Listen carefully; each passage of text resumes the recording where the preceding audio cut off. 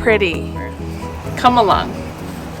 Hey garden gals and guys, it's Steph with Tiny's Garden, where I am an avid cut flower grower hobbyist here in Zone 5B in the Chicago suburbs. And today is another planting day. It is gorgeous here. It's been gorgeous all weekend. Today is April, is it the 8th? No, I'm 2 days off. Today is April 10th. And I am going to get some more things in the ground. My last video, you saw me do ranunculus, Iceland poppies, sweet peas. That was a big planting day a few days ago. And now I am going to get my anemones in the ground. And also, I think I'm gonna get feverfew and maybe Sahara rudbeckia in there as well. Come down and take a look. Here is what we have going today. I need to get those anemones in.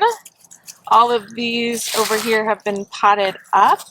These up here, and actually I think this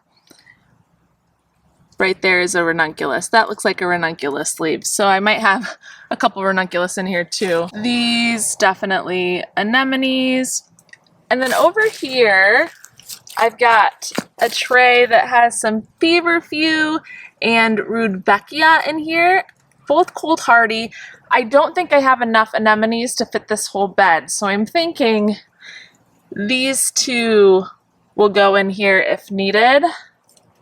That's my thought process right now. We'll see as we go. I have just given all of these a good drink of water before I put them in the ground. I've also topped this bed off with some cotton burr compost and some Espoma land and seed compost for a nice, healthy, nutritious layer on top of the mushroom compost and topsoil mix that I got in bulk from a place called the Mulch Center near me. I've also followed up on top of that compost with some Espoma Biotone Starter Fertilizer, so that is all mixed in here, and now I am ready to officially plant. Let's take a look at some of these anemone varieties that I'm going to grow. We have red anemone, decaying mix,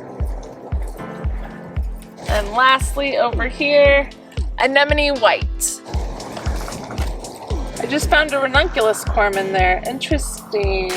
Well, I don't think you're viable, so you're probably going in the trash. So I'm just gonna go ahead and get after it with these anemones. They are extremely, extremely cold hardy. I started growing these on, oh wow, I'll have to put the date on the screen when I officially started these anemones, but it's been a while now. They made their way from pre-sprouting either in the greenhouse or in my fridge downstairs up to the greenhouse, and then they've been hardening off, and now they're ready to go in the ground. They're actually more cold hardy than ranunculus, but I just wanted to make sure I got my ranunculus in because I had so many of them. I had, I think, 96.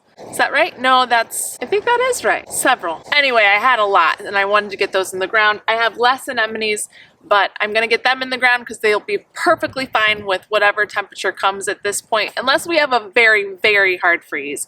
I'm talking like 25 degrees or less. That would be a means for me to cover them up, but I don't expect that's going to happen at this point. Our temperatures are looking pretty good. You'll see my drip line is not in yet. This one actually broke completely, but my guy Aloy is coming tomorrow to help me set up the drip on everything and make sure it's ready to go for this season. So I'll just work around where I plant, not a problem. And it's time to get after it. Here we go. I'll start with the white ones first. Down here. I am going to space these about 4 inches apart is what I'm thinking. I think they can take pretty close spacing, especially in raised beds. So that's where I'm starting, roughly 4 inches apart. So with these that have grown on in here, I'm simply going to kind of take a handful lightly out and then gently tug. And you'll see a lot of roots here. Oh, that's such a pretty sight, isn't it? And then as I plant, I'll just gently pull apart here. And they come off from each other really easily. Oh, I'm so happy to see all those roots, all that green growth. Oh, yes. And I'll just repeat that process as we go. I'm not putting them too far below the soil, maybe about 2 inches.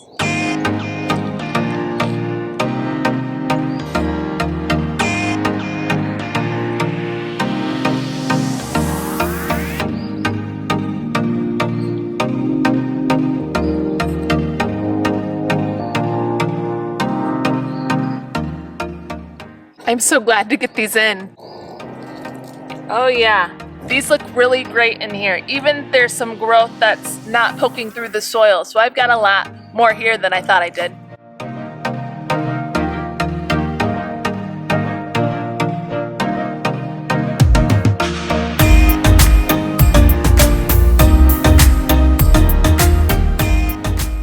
Well, I'm over halfway, and the great news is that I had a lot more in some of those trays than I expected that just weren't pushing through the surface, which is fantastic because I'll have more blooms. So I have finished right here. There's the smallest little leaf pulling through, so I have a stopping place that I can see.